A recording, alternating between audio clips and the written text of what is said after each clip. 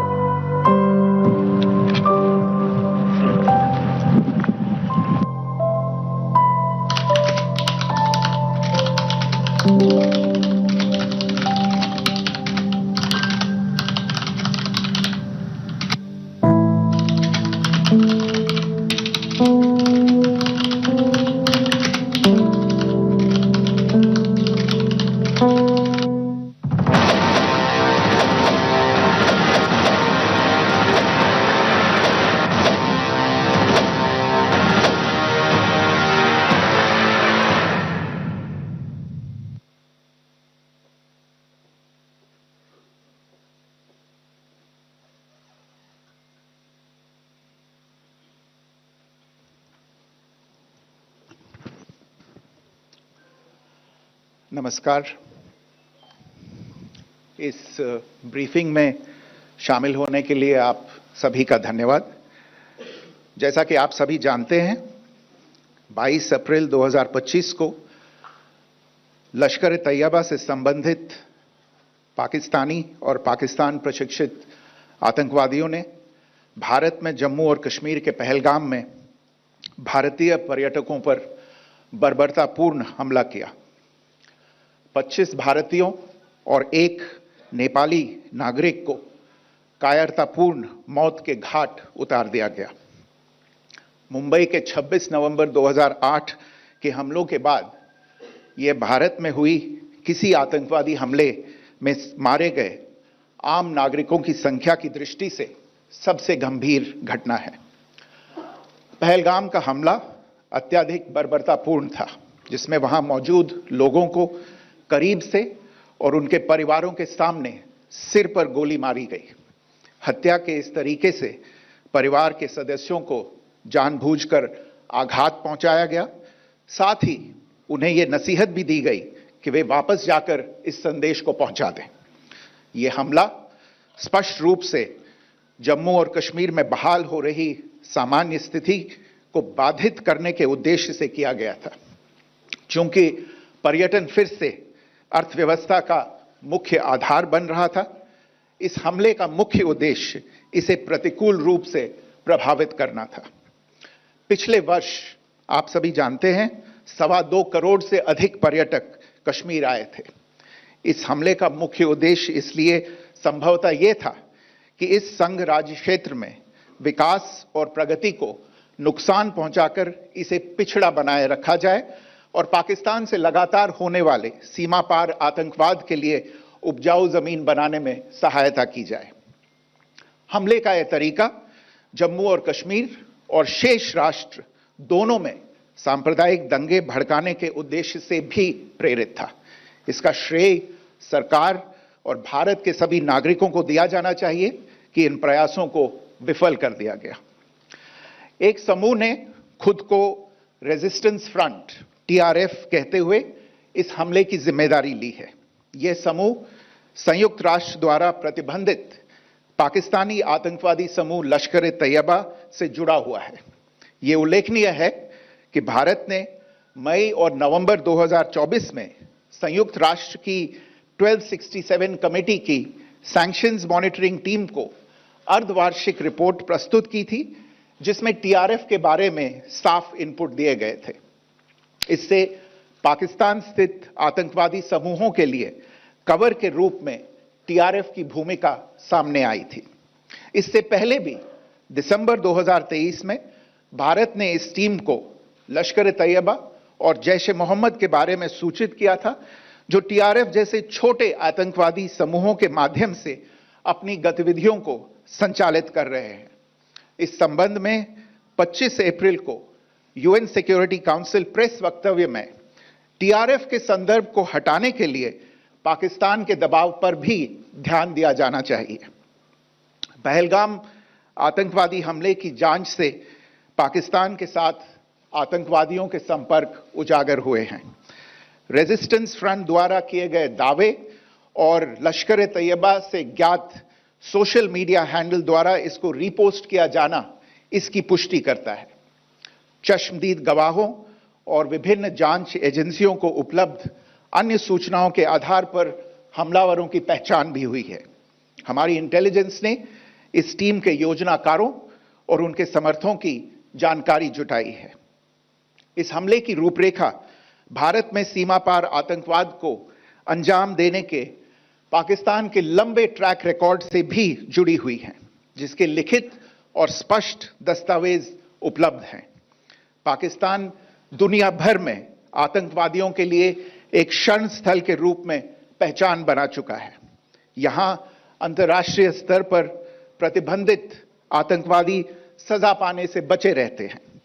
इसके अलावा पाकिस्तान ने इस मुद्दे पर विश्व और फाइनेंशियल एक्शन टास्क फोर्स जैसे अंतर्राष्ट्रीय मंचों को जानबूझकर गुमराह करने के लिए भी जाना जाता है। साजिद मीर का मामला, जिसमें इस आतंकवादी को पाकिस्तान ने मृत घोषित कर दिया था और फिर अंतर्राष्ट्रीय दबाव के परिणाम स्वरूप वो जीवित पाया गया, इसका सबसे स्पष्ट उदाहरण है। यह स्वाभाविक है कि पहलगाम में हुए इस हमले से जम्मू और कश्मीर के साथ साथ भारत के अन्य भागों में भी आक्रोश देखा गया। हमलों के बाद भारत सरकार ने स्वाभाविक रूप से पाकिस्तान के साथ संबंधों को लेकर कुछ कदम उठाए। आप सभी उन निर्णयों से अवगत हैं जिसकी घोषणा 23 अप्रैल को की गई थी। तथापि यह आवश्यक समझा गया कि 22 अप्रैल के हमले के अपराधियों और उनके योजनाकारों को न्याय के कटघरे में लाया जाए।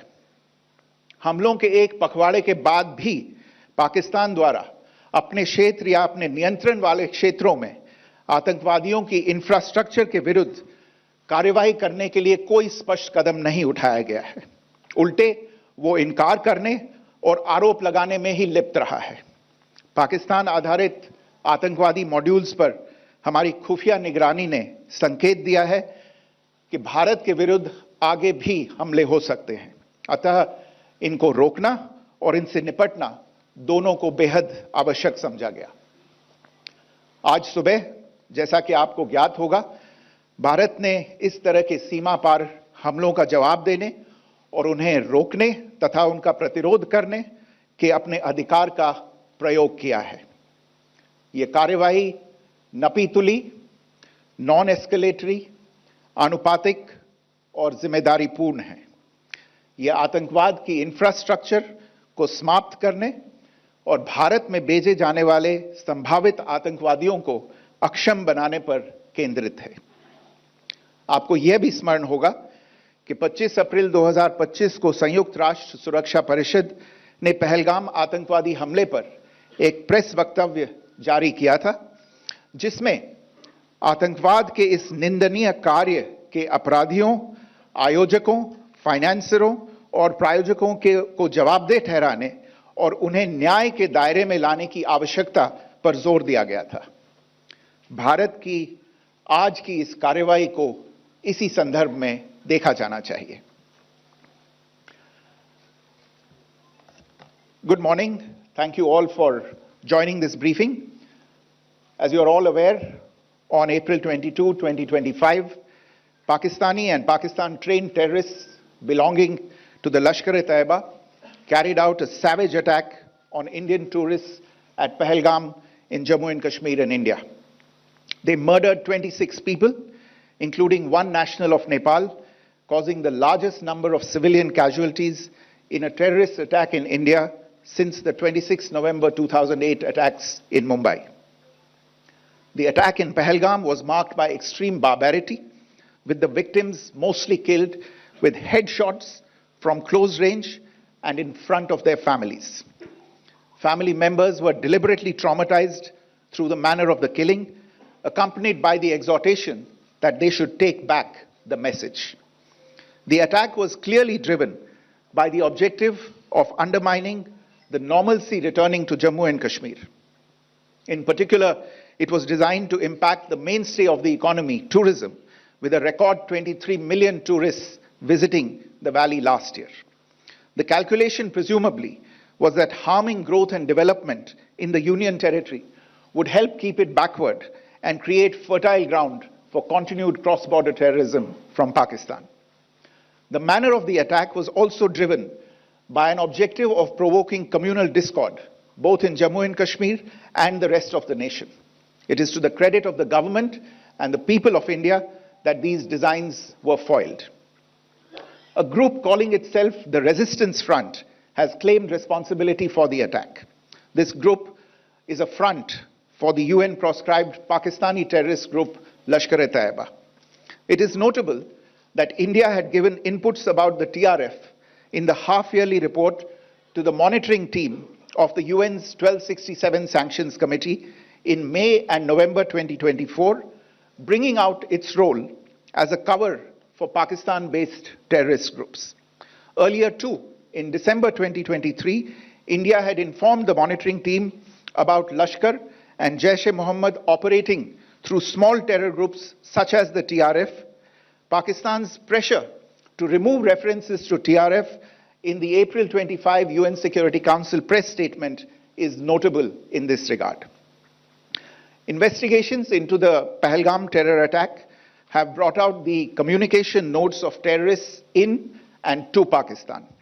The claims made by the Resistance Front and their reposting by known social media handles of the Lashkar-e-Taiba speak for themselves.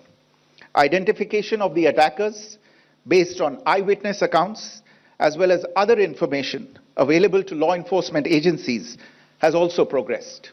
Our intelligence has developed an accurate picture of the planners and backers of this team. The features of this attack also tie in with Pakistan's long track record of perpetrating cross-border terrorism in India, which is well documented and beyond question. Pakistan also has a well-deserved reputation as a haven for terrorists from around the world, with internationally proscribed terrorists enjoying impunity there. In addition, Pakistan has been known to willfully mislead the world and international forums, such as the Financial Action Task Force, on this issue. The Sajid Mir case, in which this terrorist was declared dead, and then, in response to international pressure, brought back to life, found alive and arrested, is the most glaring example. The latest attack in Pahalgam has understandably generated deep anger in Jammu and Kashmir and in other parts of India. Following the attacks, the government of India naturally responded with a set of initial measures relating to our engagement with Pakistan. You're all aware of the decisions that were announced on the 23rd of April. However, it was deemed essential that the perpetrators and planners of the 22nd April attack be brought to justice. Despite a fortnight having passed since the attacks, there has been no demonstrable step from Pakistan to take action against the terrorist infrastructure on its territory or on territory under its control. Instead, all it has indulged in are denials and allegations. Our intelligence monitoring of Pakistan-based terrorist modules indicated that further attacks against India were impending. There was thus a compulsion both to deter and to preempt. Earlier this morning, as you would be aware, India exercised its right to respond and preempt, as well as deter more such cross-border attacks. These actions were measured, non-escalatory, proportionate, and responsible. They focused on dismantling the terrorist infrastructure and disabling terrorists likely to be sent across to India. You would also recall that the Security Council on 25th April 2025 had issued a press statement on the Pahalgam terror attack, underlining, and I quote, the need to hold perpetrators, organizers, financiers, and sponsors of this reprehensible act of terrorism accountable and bring them to justice, unquote. India's latest actions should be seen in this context. Joining me for this briefing on our actions earlier this morning are Colonel Sophia Qureshi and Wing Commander Vyomika Singh. I will request them to share some details regarding Operation Sindoor with all of you.